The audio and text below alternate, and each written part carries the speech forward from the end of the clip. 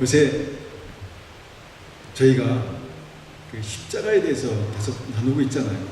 근데 제가 준비하면서 그런 생각이 들었습니다. 이 말씀을 나누는 것도 중요하지만 이 말씀이 나의 삶 속에서 어떻게 적용되고 있는가, 어떻게 역사하고 있는가, 이것이 중요하거든요. 그렇다면 한번 잠깐 생각해 보시기 바랍니다. 내가 지난 2주 동안 십자가에 대해서 들었는데, 함께 나눴는데, 나에게 그것이 어떻게 적용되고 있나, 어떻게 적용되고 있나, 한번 잠시 생각해 보십시오. 제가 어떤 말씀을 드렸냐면, 누구든지 나를 따르려면 자기를 부인하고 자기 십자가를 지고 나를 따라오너라 라는 예수님의 십자가를 지고 따라가는 삶.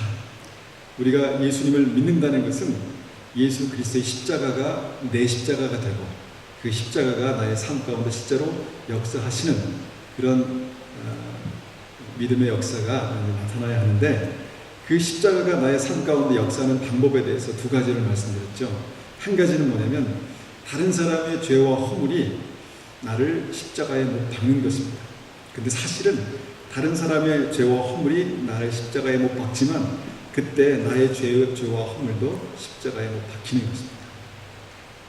그러니까 처음에 시작은 이제 다른 사람이 그렇게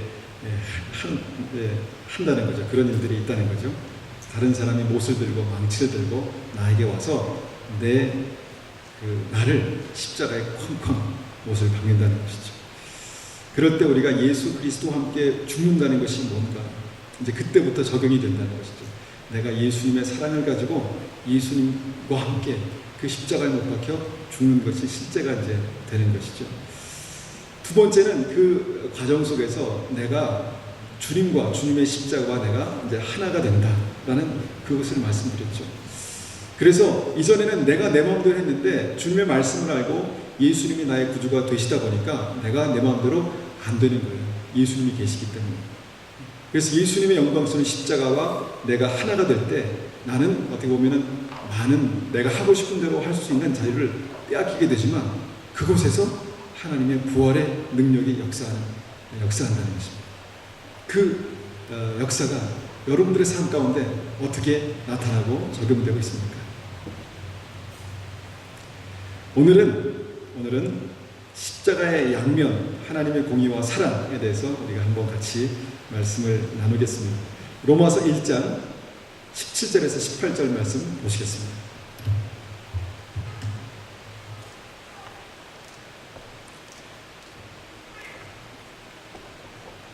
로마서 1장 17절에서 18절 말씀입니다.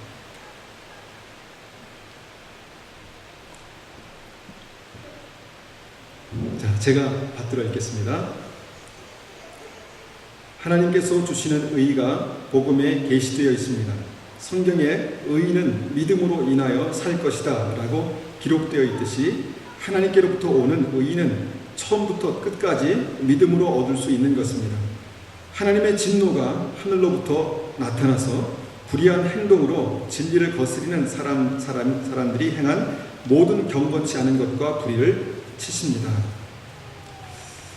이 말씀은 로마서 말씀은 좀 이렇게 읽다 보면 어렵다라는 생각을 하게 됩니다. 근데 이 말씀은 로마서에서 우리가 복음이 무엇인지를 말할 때 아주 중요하게 인용하는 그런 말씀입니다. 복음이 무엇인가 우리에게 묻는다면 복음은 하나님은 우리를 사랑하십니다. 하나님은 사랑이십니다. 라고 이렇게 말씀하잖아요. 복음은 무엇입니까? 하나님은 사랑이십니다. 하나님 나를 사랑하십니다. 그런데 복음을 말하면서 오늘 말씀 보니까 복음에 하나님이 주는 의가 복음에 계시되어 있다. 복음을 말하면서 사랑을 말하지 않고 의를 말하고 있다는 것입니다. 복음에 하나님의 의가 나타납니다. 복음에 대해서 중요하게 설명하는 이 구절에 왜 사랑이 빠졌을까? 그냥 하나님의 사랑이 이 복음에 계시되어 있다 하면 우리가 이해가 빠를 텐데, 복음에 하나님의 의가 계시되어 있다. 하나님의 의가 이 복음에 계시되어 있다라고 말씀하신다는 것입니다. 한번 잘 생각해 보십시오. 복음을 말하면서 하나님의 가장 하나님을 표현할 수 있는 가장 확실한 단어인 사랑을 빼고 의라는 단어를 쓰신 이유가 무엇일까? 여러분 한번 생각해 보시기 바랍니다. 왜 의라는 단어를 쓰셨을까? 하나님의 의가 복음의 핵심인가? 복음을 이해하는데 하나님의 의가 그렇게 중요한가를 우리가 한번 생각해 볼 수 있다는 것입니다. 그런데 오늘은 이제 그것을 우리가 한번 생각해 보기 원합니다.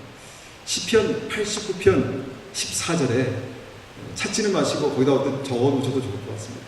89편 14절에 이렇게 말씀합니다. 의와 공의가 주의 보좌의 기초라. 자, 이게 무슨 말씀인지 아시겠죠? 의와 공의가 같은 말이죠. 의와 공의가 주의 보좌의 기초라. 인자함과 진실함이 주를 앞서 행하나이다. 우리가 쉬운 성경에 보면은 의와 공의가 하나님 나라의 기초다. 이렇게 이제 전체적으로 풀어서 이렇게 써놨는데 정확히 이 개정개혁의 말씀이 우리에게 더 분명한 이해를 주는 것 같습니다. 의와 공의가 하나님의 보좌, 하나님이라고 대변하는 그 하나님의 보좌의 기초다. 그렇게 말씀하고 있다라는 것입니다. 기초가 무엇입니까? 기초, 파운데이션, 기초가 뭐죠? 건물을 세울 때 그 기초를 단단히 다지고 그 기초 위에 건물을 세우죠. 기초가 단단하지 못하면 홍수가 나거나 어떤 재해가 있을 때 지진이 나거나 그럴 때 쉽게 무너져 버린다는 것입니다. 그런데 오늘 말씀에서 보니까 인자함과 진실함이 주를 앞서 행하나이다. 이 말씀 보니까 그것이 딱 들어오는 것 같아요. 뭐냐면 우리가 주님을 처음 믿을 때 하나님의 인자하심과 진실하심이 먼저 눈에 보입니다. 좋으신 하나님, 인자하신 하나님, 나를 있는 모습 그대로 받아주시고 나를 사랑하시고 나를 위해서 십자가에 돌아가신 그 주님의 사랑이 먼저 보인다는 것입니다. 중요한 진리입니다. 그런데 사람들이 이것만 보고 정말 이것이 어느 기초 위에 세워져 있는 건가를 못 볼 때가 있다는 것입니다. 그런데 오늘 말씀은 뭐냐면 이 사랑, 주님의 인자, 주님의 진실하심이 세워진 그 기초가 바로 의다, 하나님의 의다라는 것입니다. 가장 중요한 이 파운데이션이 바로 의다라는 그런 말씀입니다. 그래서 하나님의 의를 모르면 하나님의 사랑을 세워갈 수 없다는 것입니다. 기초가 없는데 어떻게 그 위에 다른 것을 세울 수 있겠습니까? 하나님의 의를 모르면 하나님의 사랑을 세울 수 없다는 것입니다. 여기서 우리가 하나님의 의라고 말하는 그 의라는 단어를 한번 좀 생각해 볼 필요가 있는데 그 의가 무슨 뜻일까요? 헬라어 성경을 보니까 디카이오스네라는 그런 단어를 씁니다. 디카이오스네라는 단어를 쓰는데 이것이 justice, righteousness라는 그런 단어. 의, justice, righteousness 의미가 전달되시죠. 근데 하나님의 의가 복음에 계시되어 있다라는 그런 말씀이 무슨 말씀일까요? 하나님의 의를 이해하게 되면 이 복음이 무엇인지 하나님의 사랑이 무엇인지를 더 확실하게 이해할 수 있다는 것입니다. 그러면 이 단어를 이해하기 위해서 한번 이 말씀을 볼 때 그 의의 반대말이 무엇입니까? 의의 반대말 18절에 나와 있는데 그 의의 반대말이 뭡니까? 네, 불의입니다. 불의. 의의 반대말이 불의입니다. 하나님의 의와 구분되는 것을 불의라고 그렇게 설명해 놓으셨습니다. 근데 하나님께서 어떤 기준으로 의와 불의를 나누시는가? 여러분 아십니까? 어떤 기준으로 이것은 의다, 이것은 불의다, 어떤 기준이 있다는 것입니다. 하나님의 기준. 그리고 그것을 통과한 상태가 바로 의다라고 그렇게 말씀하고 있다는 것입니다. 여러분 혹시나 여기서 이제 공부하시는 분들은 수학 시간에 그것을 배웠는지 모르겠습니다. 1kg을 우리가 어떻게 정의할 수 있습니까? 1kg. 우리가 1kg 이렇게 한번 1kg을 어떻게 설명할 수 있죠? 혹시 배웠습니까? 혹시 배웠어요? 1kg. 1kg을 어떻게 설명할까? 그냥 좀 묵직한 정도. 느낌은 있잖아요. 어느 정도가 1kg인지 느낌이 있잖아요. 근데 그 느낌만으로 이것을 정확하게 말하는 게 그냥 힘이 없습니다. 아까 어렵습니다. 그냥 저울이 재니까 1kg가 나와서 1kg로 아는 거지, 우리가 1kg가 정확히 무엇인지에 대해서 우리가 이렇게 파고들어서 생각해 보면은 좀 애매할 수도 있나요? 어떻습니까? 최초의 1kg을 누가 정했을까? 어떻게 정했을까? 1kg은요, 가로 10cm, 세로 10cm, 그 다음에 다시 10cm의 그 정육면체 그릇 안에, 그러니까 큐브죠. 그 큐브 안에 빗물의 무게를, 빗물이 이제 가득 담겼을 때의 그 무게를 섭씨 4도에서 측정한 값이다라는 것입니다.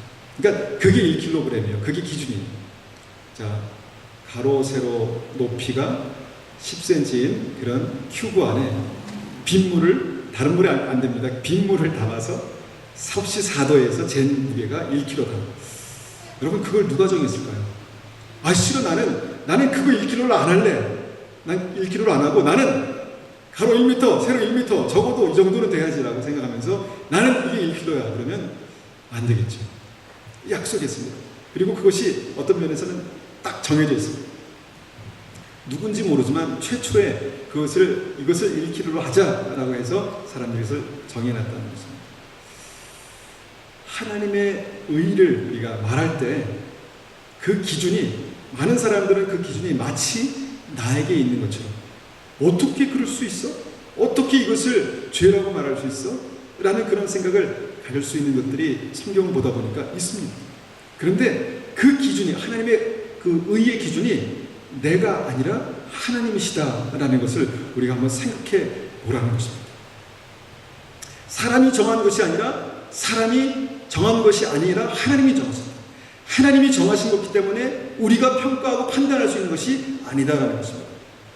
그런데 하나님의 의를 우리가 생각하면서 성경을 보다 보니까 하나님의 의의 기준이 우리가 생각하는 것보다 굉장히 높습니다.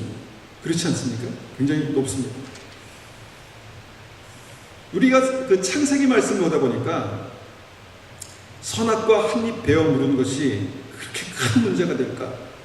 우리는 그냥 그렇게 배웠기 때문에 그렇게 생각하지만, 선악과 먹지 말라고, 아무리 먹지 말라고 하셨기로 선악과 한 입 딱 해서 먹은 것이 그렇게 큰 죄가 될까? 그거 한 입 때문에 아담과 하와는 동산에서 쫓겨나고 영원한 죽음을 맛보게 되었을까? 그만큼 무거운 것일까? 왜 그런 것일까? 여러분, 이렇게 우리의 이성으로 잘 이해할 수 없는 것, 이해하기 힘든 것이 바로 하나님의 의의 기준이라는 것입니다. 그 의의 기준이 나에게 있는 것이 아니라 하나님께 있다는 것입니다.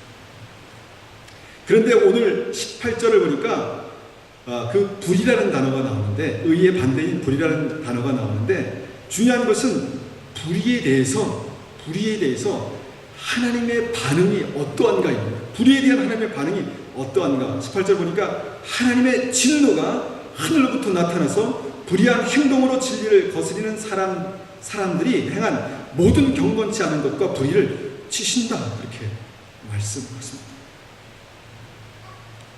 하나님은 이 불의를 견디실 수 없는 분이십니다. 왜 그럴까? 우리의 창조주 하나님이 왜 그럴까?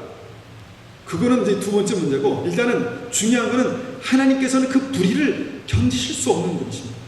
그렇다는 것입니다. 그래서 진리를 거스리는 사람들, 불의한 행동으로 행한 모든 경건치 않은 것들을 주님께서 치신다. 치실 수밖에 없는 분이시다. 이것이 하나님의 의다라는 것입니다. 자, 하나님의 의를 생각할 때 우리가 생각할 수 있는 것이 뭐냐면, 불의를 참지 못하시는 하나님. 우리가 섬기는 하나님이 그런 분이시라는 거예요. 불의를 참지 못하는 하나님. 그리고 그 불의를 하나님의 의로 치실 수밖에 없는 하나님이시다라는 것입니다. 싫죠? 여러분, 조금 기분 나쁘지 않으십니까? 집사님 기분 좋으세요? 좀 깨름직합니다. 내가 그 섬기는 좋으신 하나님이 하나님의 기준으로 불이라고 말씀하시는 것에 대해서 그냥 너 조심해라, 나쁘다, 막 이렇게 말씀하신 것이 아니라 주님께서 그걸 치실 수밖에 없는 하나님이시다. 그분이 하나님이시다라는 것들이 조금 불편합니다. 여러분, 여러분 성경을 보다 보면 그런 예들이 성경에 많이 나와 있습니다. 노아의 홍수만 해도 우리는 많이 읽어서 익숙하지만 죄로 아무리 가득 찼다 해도 수많은 사람들이 얼마나 그 죄로 가득 찼을까 우리는 상상할 수 없지만, 그렇다 해도 8명만 남기고 다 물로 심판할 수 있는 분이 하나님이다 라는 사실 받아들여지십니까? 소돔과 고모라 사건도 그렇습니다. 한 도시 전체가 불로 멸망했는데 그때 죽은 사람들 중에서는 어린아이들이 있지 않았을까요? 어린아이들, 시골에서 순박하게 살았던 그런 사람들이 있지 않았을까요?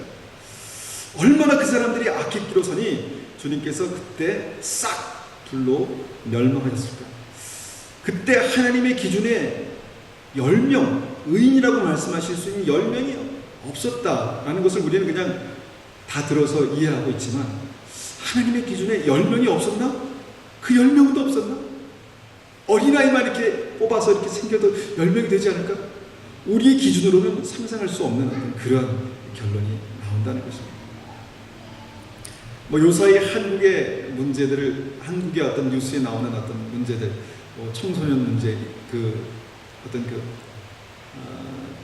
초등학교의 그 학생들에게도 이제 나오는 어떤 여러 가지 문제를 보면은 사람이 참 악할 수밖에 없구나 이런 걸 생각하게 되지만, 아무리 그래도 하나님께서 그렇게 싹 멸할 수밖에 없었을까라는 생각이 조금만 생각해보면 이성적으로 듭니다. 그런데 오늘 안타깝게도 그것이 하나님의 의의 기준이다라는 것을 말씀드리려 합니다. 하나님의 의의 기준. 그 의에 대한 기준이, 평가의 기준이 내게 있는 것이 아니라 하나님께 있다는 것을 말씀드리려고 합니다. 그런데 중요한 것은 17절에 복음에 하나님의 의가 나타난다. 하나님의 사랑이라고 말씀하시지 않고 하나님의 의가 나타난다.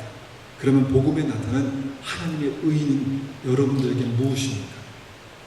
복음에 나타난 하나님의 의 무엇입니까? 우리는 이것을 흔히 말해서 예수 그리스도의 십자가다라는 그런 대답을 할 수 있습니다. 예수님의 십자가가 복음에 나타난 하나님의 의입니다. 그러면 예수님의 십자가를 하나님의 의와 비교해서 어떻게 설명할 수 있습니까? 십자가를 지신 예수님의 입장에서는 생명을 주신 사랑이잖아요. 생명을 주신 사랑입니다. 아들을 주신 하나님의 입장에서는 그 아들을 주신 하나님의 사랑이 이 십자가입니다.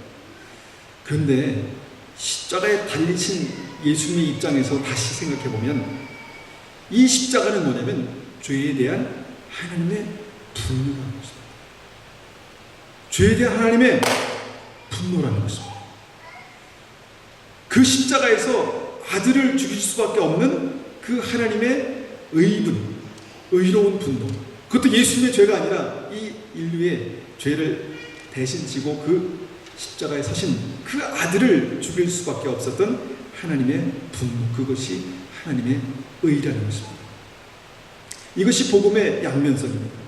자기의 생명을, 자신의 생명을 주시기까지, 아들의 생명을 주시기까지 사랑하시는 하나님의 사랑과 그 죄인을 그 아들이라 할지라도 그 죄로 말미암아 그 분으로 치실 수밖에 없었던 하나님 분노가 바로 이 십자가의 양면성이다 라는 것입니다.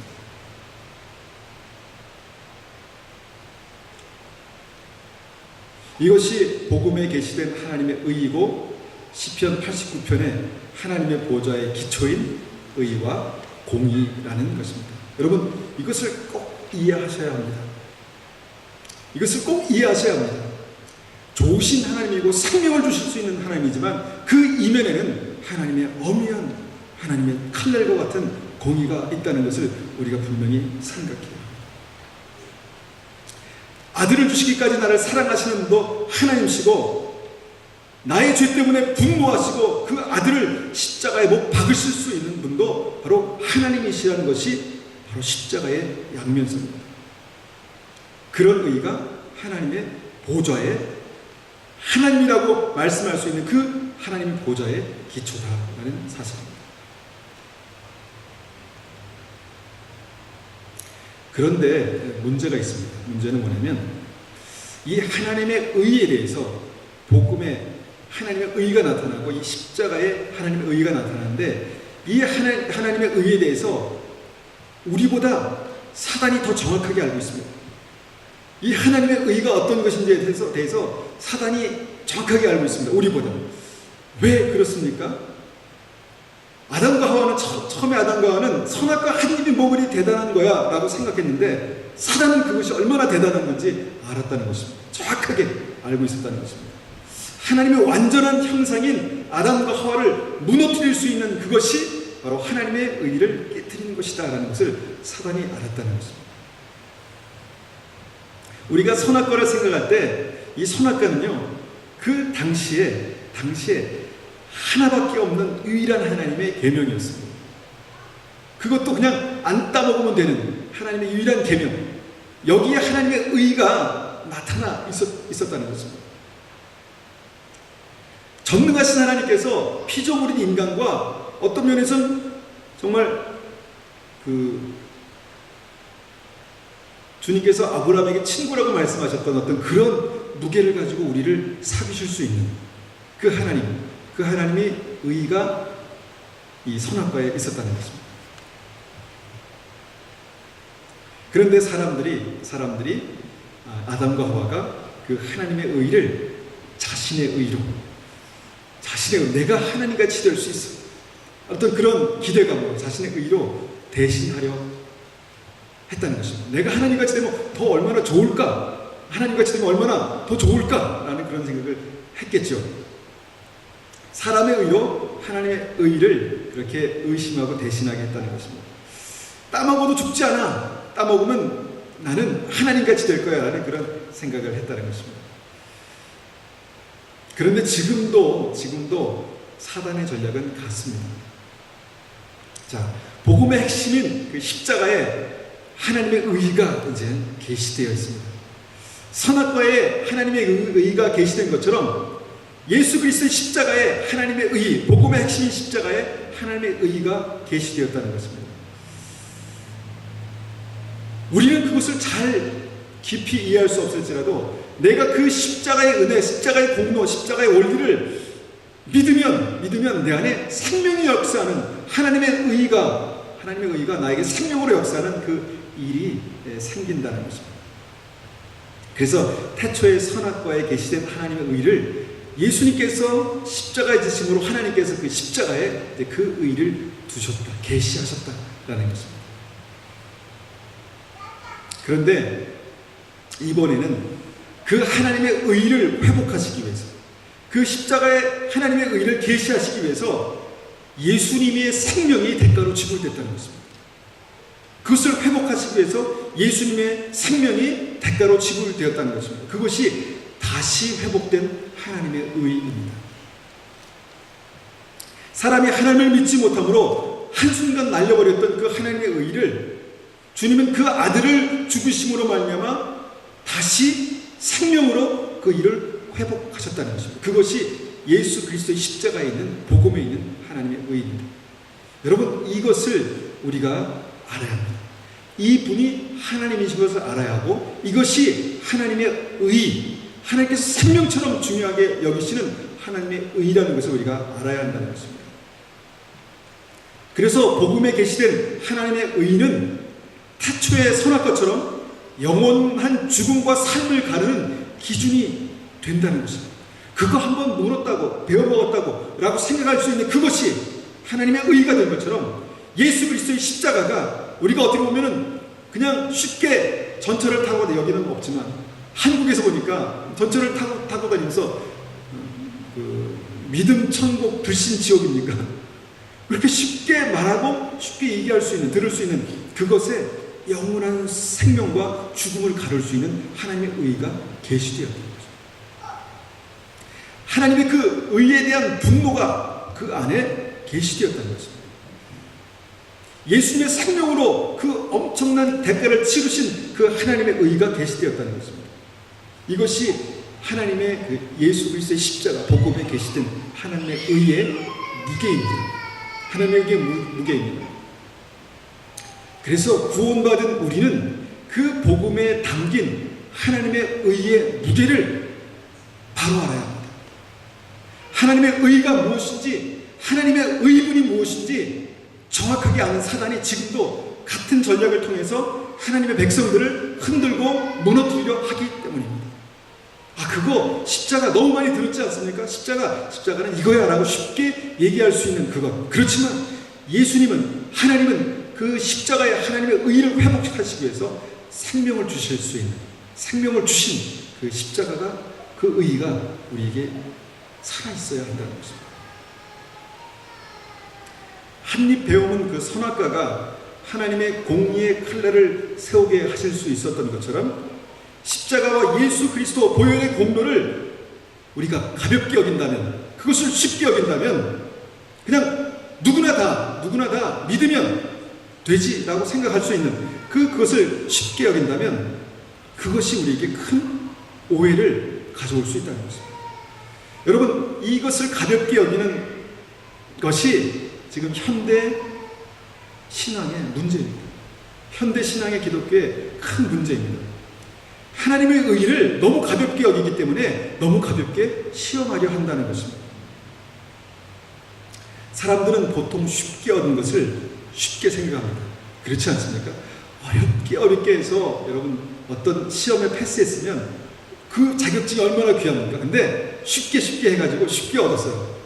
누구나 다 이렇게 얻을 수 있는 거 하면 가볍게 여기지 않습니까?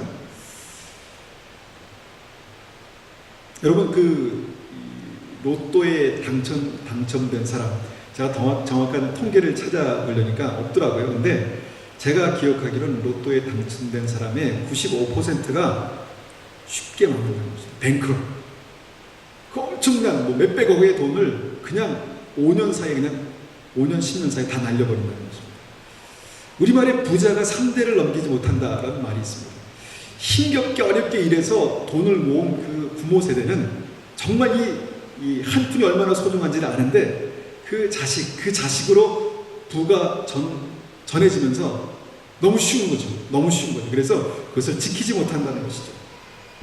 그런데 은혜도 마찬가지입니다.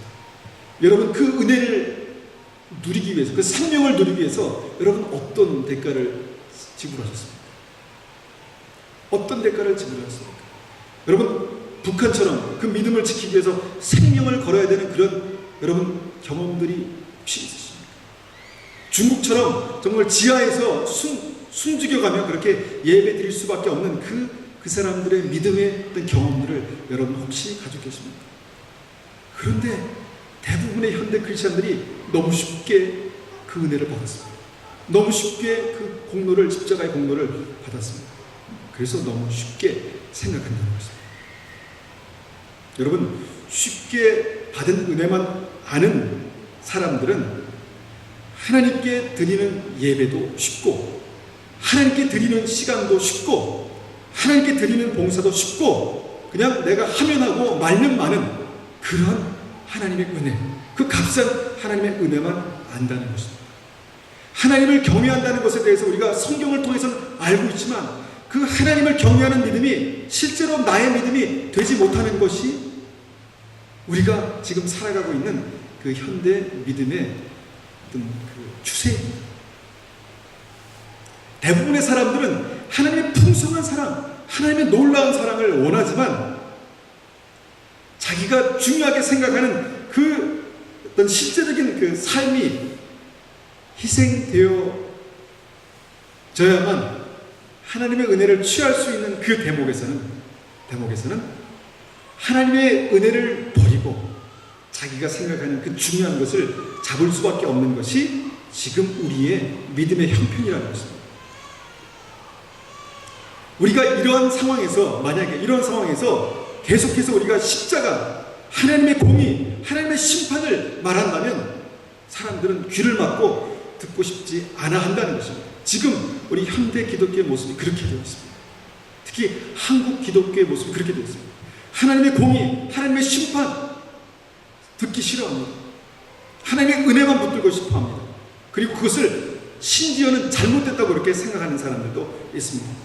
의의 기준이 이미 하나님께 있지 않고 자기 자신에게 있게 됩니다.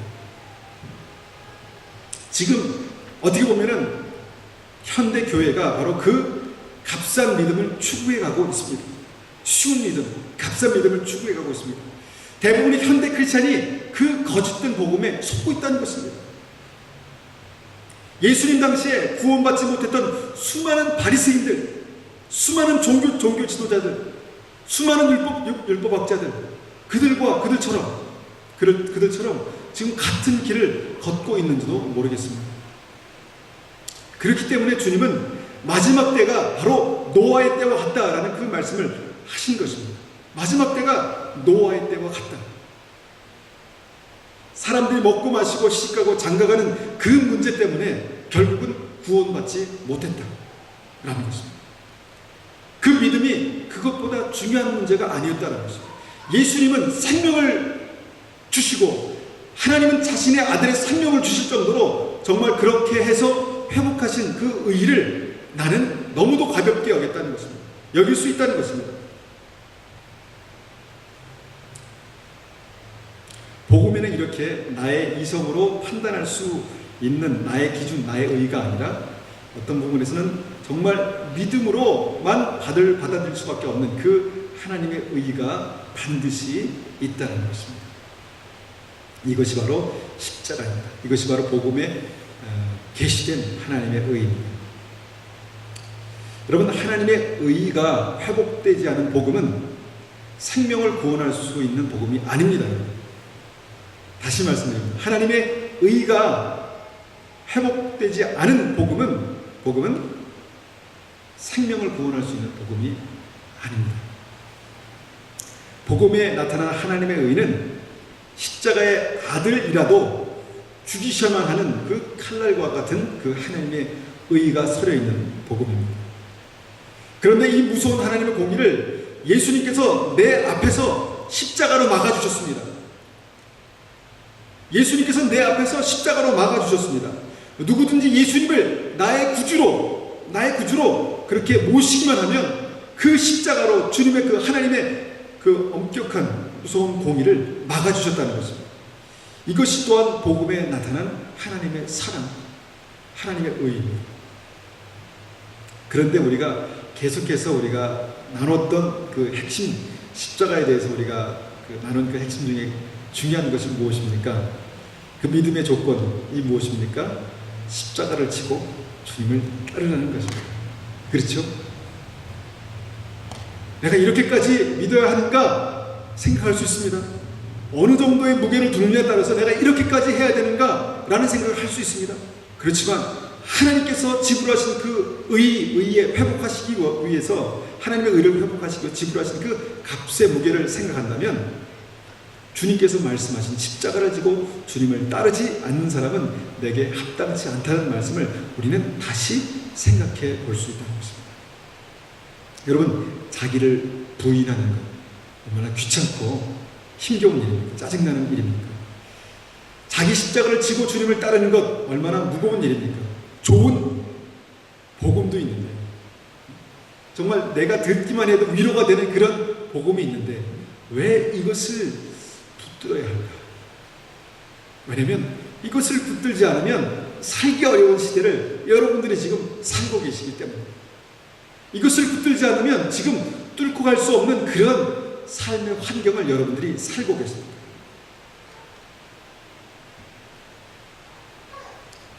이 하나님의 의를 알지 못하면 사람들은 십자가를 쉽게 놓습니다. 십자가를 쉽게 놓습니다. 왜냐하면 놓았다가 다음에 잡으려고, 버리려고 하는 게 아닙니다. 놓았다가 다음에 잡으려고 쉽게 놓아버립니다. 그래서 그냥 지금은 먹고 마시고 시집가고 장가가는 삶의 중요한 문제를 내 삶의 우선순위에 두고 십자가는 잠시 그 옆에 놓는 것입니다.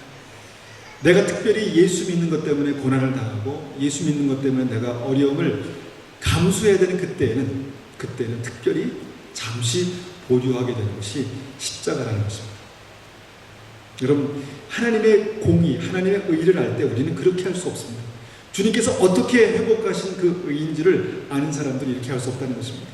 여러분, 절대로 그 십자가를 놓지 마시기 바랍니다. 특별히 내 삶 가운데 고난이 있고 힘겨운 일이 있을 때 그 십자가를 놓지 마시기 바랍니다. 자, 이 복음에 새겨진 하나님의 의를 모르면 어떻게 되는가? 우리가 다시 말씀을 한번 읽어보겠습니다. 로마서 1장 21절 찾아보겠습니다. 이 복음에 새겨진 하나님의 의를 제대로 모르면 어떻게 될 수 있는가?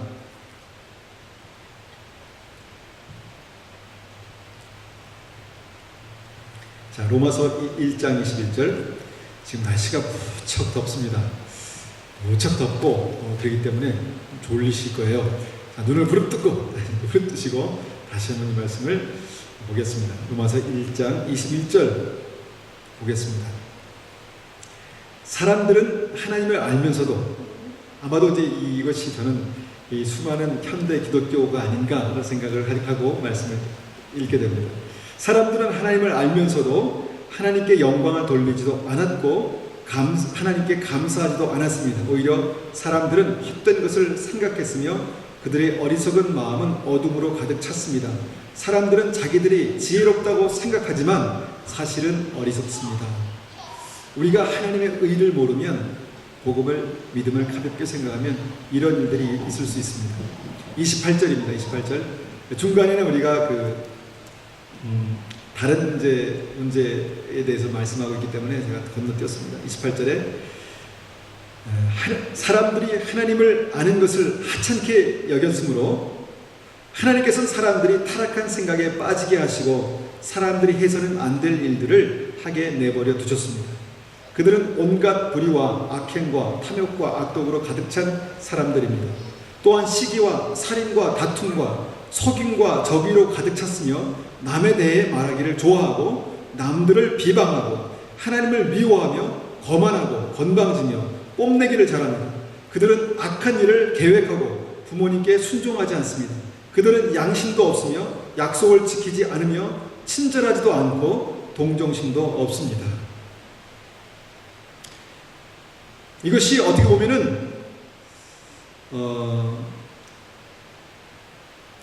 지금 이 시대를 살고 있는 크리스찬을 100이라고 한다면 몇 퍼센트의 사람들 안에 이런 일들이 나타날까 한번 조목조목을 생각하면서 보게 됩니다. 특별히 이제 그 앞에는 제가 동성연애에 대한 그걸 뺀 이유가 뒤에 있는 말씀이 우리에게 더 이제 적용이 될 것이다 라고 생각했기 때문에 집어넣는데, 읽었는데, 여러분 이것이 우리 현대 크리스찬의 모습 중에서 몇 퍼센트나 된다고 생각하십니까?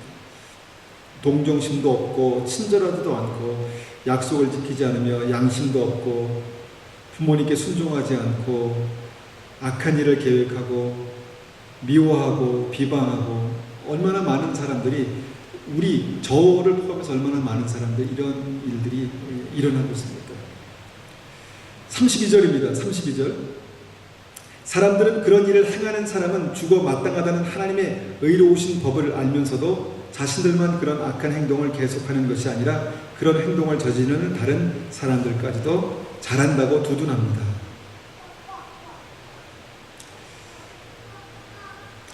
우리가 매일매일 삶을 살아가면서, 제가 오늘 이 하얀 와이셔츠를 입었는데 이 셔츠를 한 번 입고 저녁에 가면요 여기 목이 시커매요. 저는 이렇게 목이 더러운가 생각하면서 열심히 닦아보지만 다음날도 시커멉니다. 우리의 삶이 그렇지 않은가 생각합니다. 우리는 믿음 안에 서 있기 때문에 어떻게 보면 다른 사람들보다 더 낫다고 생각합니다. 그렇지만 날마다 우리가 그리스도의 보혈 앞에, 십자가 앞에 나와서 우리를 깨끗게 하지 않으면 우리도 마찬가지일 수 있다는 생각을 가지고 이 말씀을 보게 됩니다.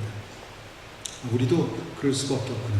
그런데 중요한 것은 우리도 그럴 수밖에 없구나라는 것에서 끝나면 안 되고, 그렇기 때문에 우리가 하나님의 의 앞에, 예수 그리스도의 십자가 앞에 오늘도 그 무게를 가지고 나아간다는 것입니다. 나는 내가 믿는 십자가 복음이, 하나님의 의가 그곳에 살아있어야 우리가 살아난다는 것, 여러분 이것 때문에 우리가 오늘 말씀을 나누는 것입니다. 내가 의지하고 믿는 그 십자가에 하나님의 의가 정말 살아있어야 내가 그 무게를 가지고, 같은 무게를 가지고 주님의 십자가 앞에 나갈 수 있기 때문에, 그렇게 나갈 때 내가 다시 한번 살 수 있기 때문에 우리에게 이 이해가 중요한 것입니다. 여러분, 아브라함은 하나님을 두려워하는 사람이었습니다. 그렇죠? 아브라함은 하나님을 두려워하는 사람이었습니다. 내가 이제야 하나님을 두려워하는 줄 알겠다라는 그 말씀을 하나님으로부터 들었던 사람입니다. 아브라함은 그와 같이 하나님의 의의 무게가 얼마나 무거운지, 하나님의 의의 그 단호함이 얼마나 단호한지를 알았던 사람이라는 것입니다. 다윗도 하나님을 두려워하는 사람이었습니다. 하나님을 두렵고 떨며 즐거워할지어다. 시편에 그렇게 고백하고 있습니다. 하나님을 두렵고 떨며 즐거워할지어다. 하나님 앞에 서는 것이 즐겁지만, 하나님 앞에 서는 것이 정말 은혜이지만, 내가 다시 한번 나를 돌이켜볼 때는 하나님 앞에 두렵고 떨 수밖에 없는 내 자신을 보게 되었다는 것입니다. 요셉도 하나님을 경외하는 사람, 하나님을 두려워하는 사람이었습니다. 그래서 악에서 떠날 수가 있었습니다. 욥도 하나님을 경외하는 사람이, 두려워하는 사람이었습니다. 이들의 삶 가운데 다 그 하나님의 의가 무엇인지에 대한 분명한 기준이 있었다는 것입니다. 내가 그 하나님의 의 앞에 설 때 내가 얼마나 부족한 자인가를 다시 한번 통회하고 자복할 수 있는 그 마음들이 있었다는 것입니다. 그들의 삶에 분명히 이런 하나님의 의가 살아 있었습니다. 그 의로우신 하나님 앞에 그래서 그 두려움이 있었다는 것입니다. 하나님의 의는 하나님을 경외하고 두려워하는 사람들의 삶에서 회복될 수 있습니다. 다시 중요하니까 말씀드립니다. 하나님의 의는 하나님을 경외하고 두려워하는 사람들의 삶 속에서 회복될 수 있습니다. 여러분, 복음의 핵심인 그 십자가가 바로 그것입니다. 주님은 나에게 생명의 무게로 나에게 말씀하시는데, 나는 주님 앞에 그 십자가에 대해서 말할 때 그냥 오늘도 내가 잠깐 쥐었다가 다시 놓을 수 있는, 언제든지 다시 놓을 수 있는 그런 무게로 내가 주님과 그 십자가에서 만난다면 만나지겠습니까? 내가 붙든 그 십자가에 하나님께서 말씀하신 그 의의 무게가 있어야 이 십자가 앞에서 우리가 주님을 만날 수 있지 않겠습니까? 복음의 핵심인 십자가, 하나님의 의가 바로 그것이라는 것입니다. 우리가 하나님을 아는 것을 하찮게 여기는 사람이 누가 있겠습니까? 누가 감히 내가 하나님을 아는 것이 너무 아무것도 아니야 그렇게 말하는 사람이 있겠습니까? 그런데 실제로 삶을 보면 하나님을 아는 것을 하찮게 여길 수 있다는 것입니다. 하나님께 항상 복종함으로 우리가 구원을 이루어가는 그 삶을 여러분 특권이라고 생각하는 사람이 몇 명이나 될까요? 그것이 버겁고 힘들고 어렵다라는 생각은 할 수 있지만, 정말 내가 두렵고 떨림으로 그 구원을 이루는 삶이 나에게 주신 하나님의 은혜고 특권이라고 생각할 수 있는 사람이 얼마나 되겠습니까? 여러분, 하나님께 드리는 예배를 만약에 내가 정말 일생에 한 번 있는 그 결혼식보다 귀하게 여길 수 있는 사람이라면, 여러분, 하나님께서 그를 어떻게 생각하시겠습니까? 그 무게로 우리가 하나님을 만난다면 하나님께서 나를 어떻게 생각하십니까? 일생에 한 번 있는 그 결혼식과 같이 내가 그리스도의 거룩한 신부로 주님 앞에 나갈 때마다 그 같은 무게로 우리가 주님을 찬양하고 주님을 예배할 수 있다면, 주님께서 나를 보실 때 하나님의 마음은 어떠시겠냐는 것입니다. 여러분, 그것이 우리가 복음에 새겨진, 십자가에 새겨진 하나님의 의의 무게입니다. 그러면 십자가의 복음이 회복될 수 있습니다. 같은 무게로 우리가 주님을 만날 수 있습니다. 그렇지 않으면 이 복음에 새긴 하나님의 의에 대해서, 그 하나님의 보좌의 기초인 이 의에 대해서 모르면 우리도 연약한 인간인지라 하나님을 알면서도 하나님께 영광 돌리는 삶을 살지 않을 수도 있습니다. 그냥 나의 영광을 위해서, 나의 기쁨을 위해서, 오늘도 나의 기쁨을 위해서 살면서 그냥 말은 하나님의 예배하고 나왔을 때는 하나님의 영광을 위해서 그렇게 말할 수도 있다는 것입니다. 로마서 오늘 읽은 말씀처럼 우리가 하나님을 아는 것을 우리의 말로는 아니지만 우리의 삶으로는 하찮게 여길 수도 있다는 것입니다. 여기 계신 분들 중에서 한 분도 의도적으로 우리가 하나님을 아는 것을 하찮게 여기는 사람은 한 사람도 없습니다.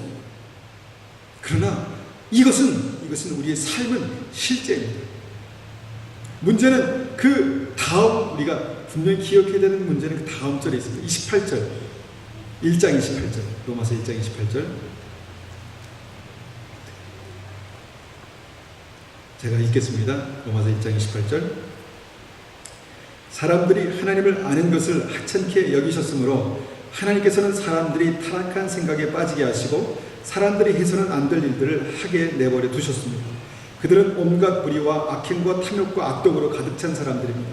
또한 시기와 살인과 다툼과 욕심과 적의로 가득 찼으며 남에 대해 말하기를 좋아하고 남들을 비방하고 하나님을 미워하며 거만하고 건방지며 뽐내기를 잘합니다. 그들은 악한 일을 계획하고 부모님께 순종하지 않습니다. 그들은 양심도 없으며 약속을 지키지도 않으며 친절하지도 않고 동정심도 없습니다. 이것은 예수님을 믿지 않은 다른 사람들의 얘기라고 우리는 생각합니다. 그렇지만 우리가 우리의 마음 가운데 하나님을 아는 것을 정말 하나님께서 생각하시는 그 무게만큼 그 무게로 우리가 받지 못하면 우리도 그렇게 본의 아니게 하나님을 아는 것을 하찮게 여길 수 있다는 것입니다. 어떻게 해요? 우리가 오늘 이 말씀에서 말씀한 어떤 그런 조목들을 가지고 우리가 하나님을 그렇게 하찮게 여길 수 있다는 것입니다. 하나님은 은혜로우십니다. 하나님은 지금도 그 십자가로 우리를 구원하시기 원하시고 십자가로 우리를 보호하시기 원하십니다. 하나님을 경외함으로 우리가 자기 십자가를 지고 주님을 따르는 사람들, 하나님을 경외함으로 지금 내 앞에 있는 그 십자가 앞에 내가 예수 그리스도와 함께 죽기를 원하는 그 사람들 삶 속에 하나님의 놀라운 구원의 역사는 지금도 일어나고 있습니다. 하나님의 의는 그 사람들 안에 회복되어져 가고 있습니다. 그렇지만 우리가 그것을 모르고 그 복음 안에 있는 하나님의 의를 모르고 그냥 내가 편할 때, 내가 좋을 때 하나님의 사랑을 구하지만 내가 힘들고 어려울 때는 그냥 놓아버릴 수 있는 그 하나님의 의의 무게를 갖지 못한 그 믿음 안에서는 우리가 하나님의 구원을 온전히 이룰 수 없다는 것입니다. 우리의 삶 가운데 정말 하나님의 복음에 새겨진 계시된 이 하나님의 의가 온전히 회복되어서 우리가 십자가 앞에 복음 앞에 나올 때마다 하나님께서 원하시는 그 믿음이 우리 안에 그 믿음이 회복되기를 우리가 이 시간에 간절히 축원합니다. 우리가 이 시간에 한번 같이 기도하겠습니다.